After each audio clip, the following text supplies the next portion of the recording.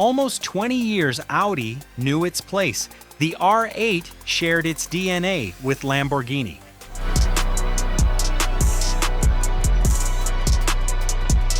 But it was cheaper, less exclusive, and deliberately positioned below it. Then Audi killed the R8, and 2 years later, it returned with something Lamborghini probably never expected: a 1,001 horsepower supercar, nearly 1,000 horsepower, limited to just 499 examples.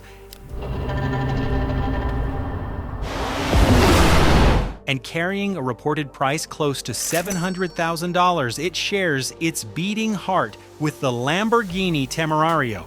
Yet it is more powerful, more exclusive, and significantly more expensive. This isn't just Audi's return to the supercar world, it's a warning to Lamborghini. But Audi's biggest risk isn't challenging its Italian sister brand, it's convincing the world that an Audi deserves to stand above it. So how did Audi go from building the sensible alternative to creating the most extreme car inside the family? And more importantly, will anyone believe it? For years, the arrangement was simple. The first R8 shared important engineering with the Lamborghini Gallardo.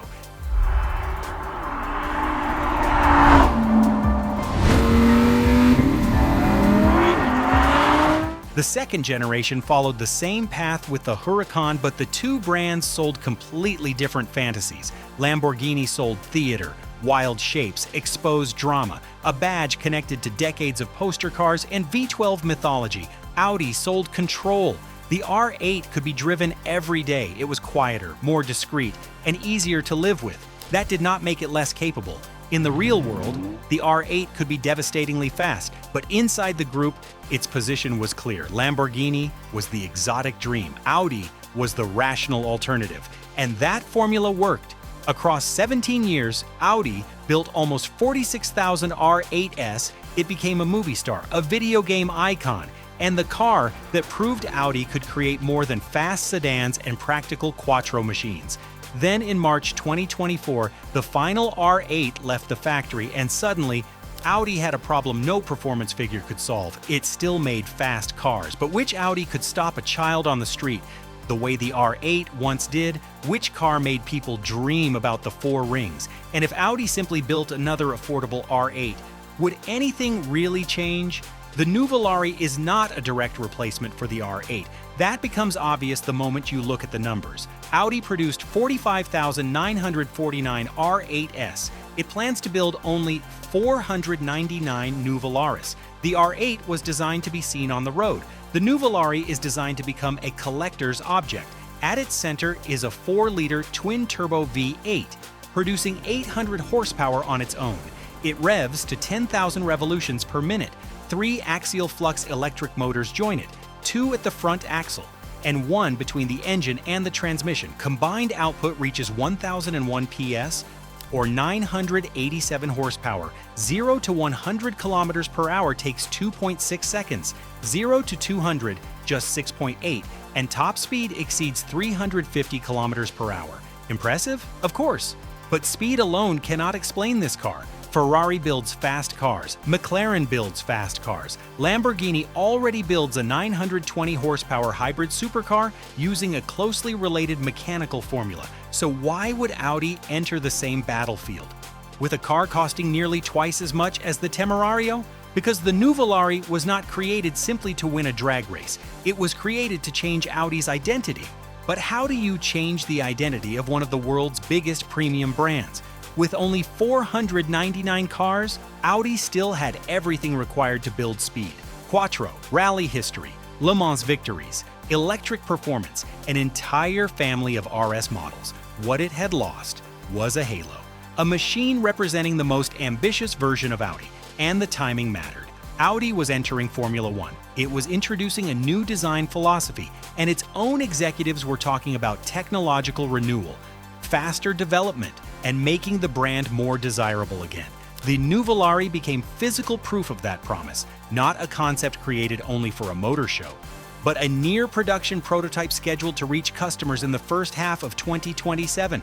Audi needed something people would discuss, debate, and perhaps even dislike, because indifference was the greater danger. But there was another problem. A completely new supercar normally takes years to create.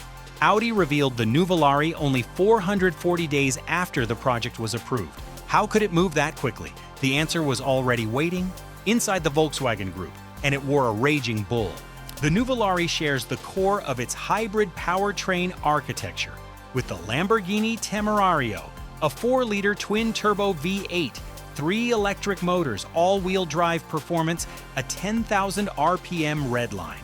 At first, that sounds familiar, perhaps too familiar. Is this genuinely Audi's greatest supercar, or simply a Lamborghini wearing a more restrained body? That question becomes more uncomfortable when you compare the two. The Temerario produces 920 horsepower. The Nuvolari produces 1,001 horsepower. The Lamborghini reaches 100 kilometers per hour in 2.7 seconds. Audi claims 2.6. The Temerario reaches 343 kilometers per hour. The Nuvolari exceeds 350.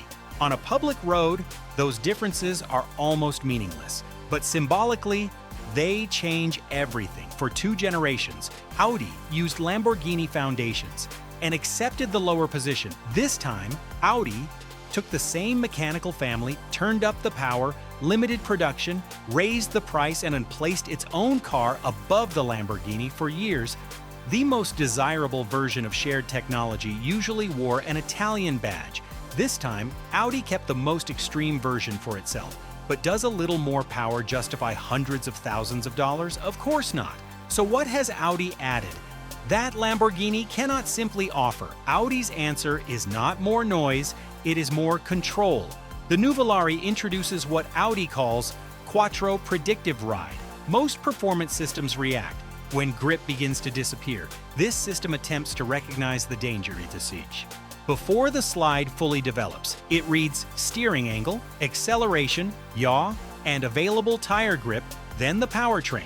Brakes, torque distribution, and active aerodynamics respond as one connected system. The front electric motors can adjust torque from side to side.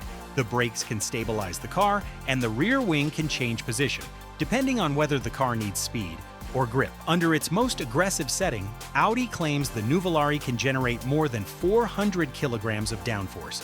Its carbon exterior is another Audi first. Its 10-piston front brakes use enormous 420mm discs.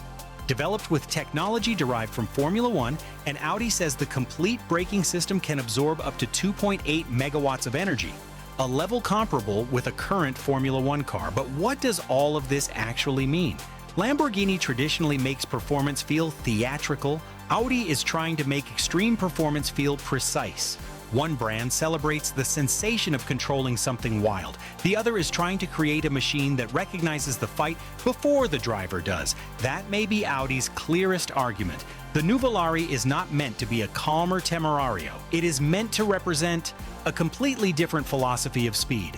But is technical intelligence enough to make someone spend $700,000? This is where Audi meets its most dangerous opponent, not Ferrari, not McLaren, not even Lamborghini. Perception.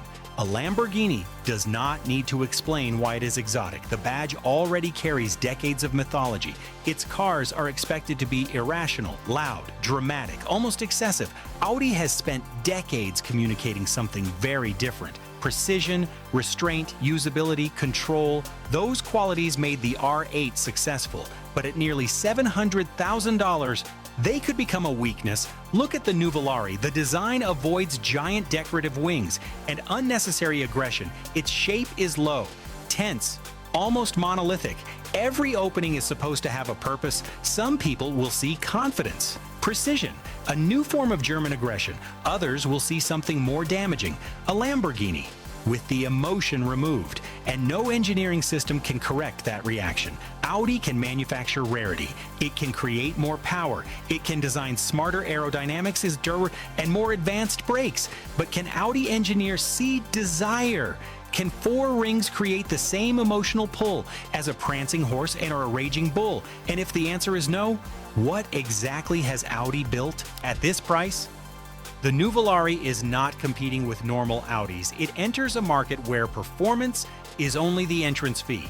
Collectors are buying heritage, identity, access, theater, and the belief that a car will still matter 20 years from now. The Nuvolari has several advantages. Only 499 will exist.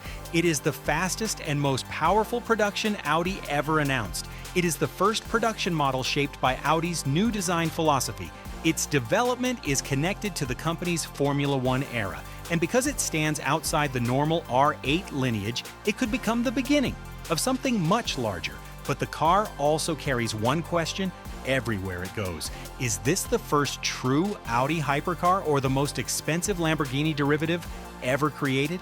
If collectors choose the first answer, the Nuvolari could become historic, a turning point, the moment Audi stopped being the sensible alternative and demanded a place among the world's most desirable performance brands. But if buyers choose the second answer, and then Audi may have created an engineering masterpiece that fails at the one job it was built to perform, changing the way the world sees Audi.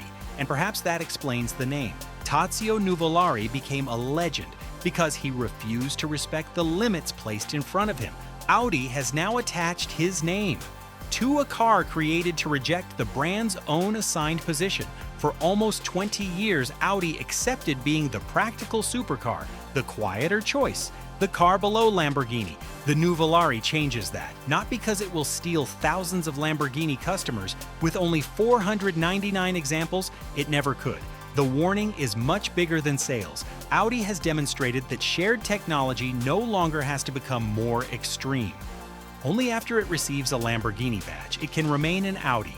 It can be more powerful, rarer, more expensive, and perhaps more technologically ambitious. Lamborghini still owns the theater, it may still own the desire, but Audi has just shown what happens when the four rings stop respecting the old hierarchy.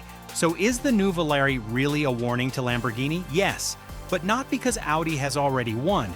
It is a warning because for the first time, Audi is no longer asking permission to compete.